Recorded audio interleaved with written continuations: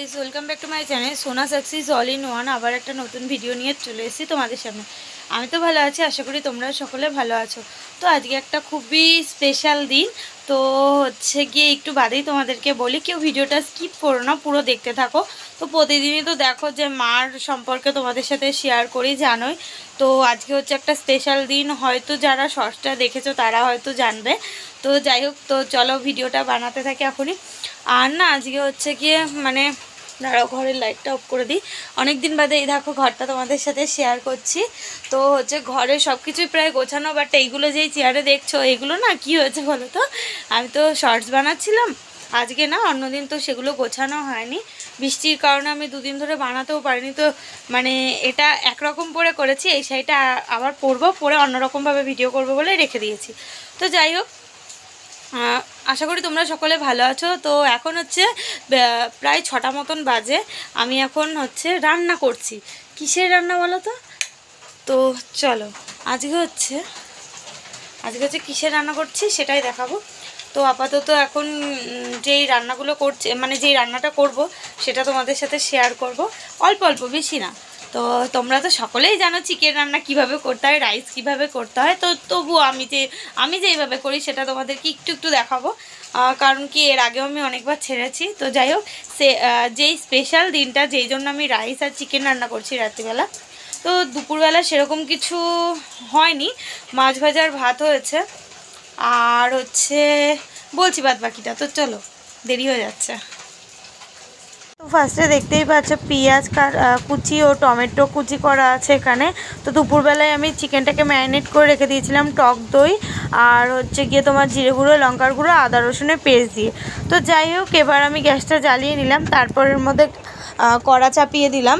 তো তারপর আমি একটু হালকা সামান্য তেল দিয়ে তেলটা গরম হওয়ার জন্য ছেড়ে দেবো কিছুক্ষণ। তো আমি না সম্পূর্ণ তোমাদের সাথে চিকেন কষা রান্না করাটা শেয়ার করছি, মানে আমি কিভাবে করি। মাঝে সাথে না এক এক দিন এক এক রকম করতে ইচ্ছা করে, তো আজকে এরকম একটু করলাম। তো দেখতেই পেলে একটু কড়াইটা নাড়াচাড়া করে দিলাম, কারণ কি বলো তো, গ্যাসের যে ওভেনটা ওভেন না সরি, যেটার ওপর বসানো থাকে, তো ওটা না একটু নড়বড় করছিল, তো সেই কারণে কড়াইটা ধরে ঠিক করে দিলাম। তো কড়াইয়ের তেলটা গরম হয়ে গেছে, এর মধ্যে আমি জিরে ফোড়ন দিয়ে দিলাম। তো জিরে ফোড়ন দিয়ে কে কে চিকেন খাও প্লিজ একটু কমেন্ট করে জানিও। তো এরপর পেঁয়াজ কুচিগুলো এর মধ্যে ছেড়ে দেবো, তেলটা গরম হয়ে গেছে ভালো মতন।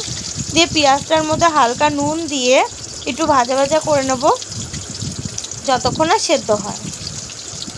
তো অনেকটাই পেঁয়াজ, কারণ কি এখানে চিকেন অনেকটাই আছে, প্রায় 1 কিলো মতন রয়েছে, তো সেই কারণে অনেকটাই পেঁয়াজ কাটতে হয়েছে। তো দেখো, পেঁয়াজটা দেওয়ার সঙ্গে সঙ্গে তেল প্রায় খুঁজেই পাওয়া যাচ্ছে না, কিন্তু আমি এখন তেল দিইনি, মানে যখন চিকেন দেওয়া হয়ে যাবে তারপরে আমি তেল দিয়েছিলাম। যাই হোক, তো নুন অ্যাড করে দিয়েছি এর মধ্যে।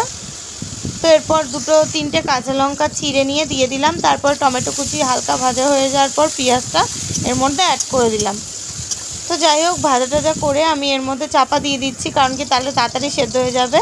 তো এই দেখো সেদ্ধ হয়ে গেছে, এবার চিকেনটা ম্যারিনেট করে রাখা চিকেন এর মধ্যে অ্যাড করে দেবো। তো রাইসের জন্য এখানে দেখো গাজর কুচি আর তোমার হচ্ছে বিন। তো এই পাশে আর এক পাশে আমি তেল বসিয়ে দিয়েছি গরম করার জন্য। তো ওর মধ্যে এবার ভেজে নেবো এগুলো সবজিগুলোকে। এই দেখো ভাজা ভাজা কমপ্লিট হয়ে গেছে, এদিকে আমার চিকেন রান্নাও রেডি। তো কেমন হয়েছে অবশ্যই একটু কমেন্টে বলো, ঠিক আছে? আজকে বোনের বার্থডে, তো সেই কারণে এই রান্নাগুলো হয়েছে। আর বিশেষ করে পায়েসটা তো জানো বার্থডেতে সবারই হয়, বাট এবার দাদু যেহেতু মারা গেছে আমাদের বাড়িতে হয়নি। তো চিকেনটা কেমন হয়েছে দেখতে তোমরা প্লিজ বলো। এই দেখো আমার রাইসটা কেমন হয়েছে অবশ্যই কমেন্টে জানিও।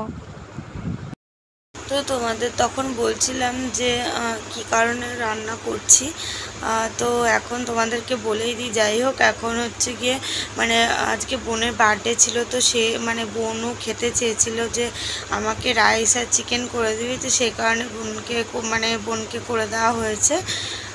এই কারণে বললাম আমি একটু বাদে তোমাদের বলছি।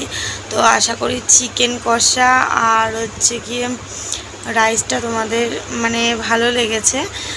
অবশ্যই একটু কমেন্ট করো যে কে কীভাবে রাইস চিকেন কষা রান্না করো। তো আমি আমার মতন করে তোমাদের সাথে শেয়ার করলাম। এই হচ্ছে ব্যাপার। সবার খাওয়া দাওয়া হয়ে গেছে অনেক আগে, প্রায় এখন 1:30 মতন বাজে।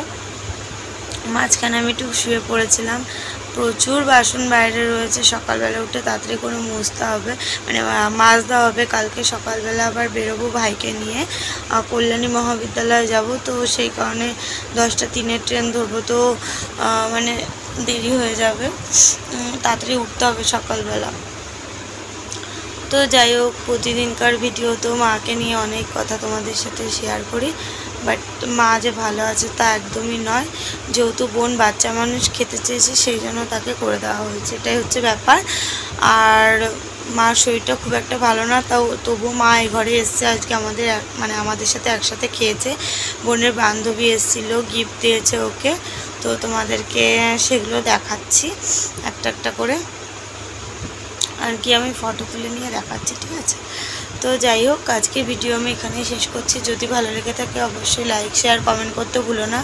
তো হচ্ছে গিয়ে সবাই একটু প্রে করো যাতে আমার মাটা সুস্থ হয়ে যায়, তো আমার মাটাকে সুস্থ করাতে পারি আমি।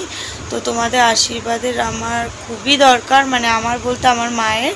তো আমার একটু পাশে থাকো, তো তাহলেই মানে হবে। তো সকলে সুস্থ থেকো, ভালো থেকো। তো সকলকে bye bye, good night. Next ব্লগে আবার দেখা হবে।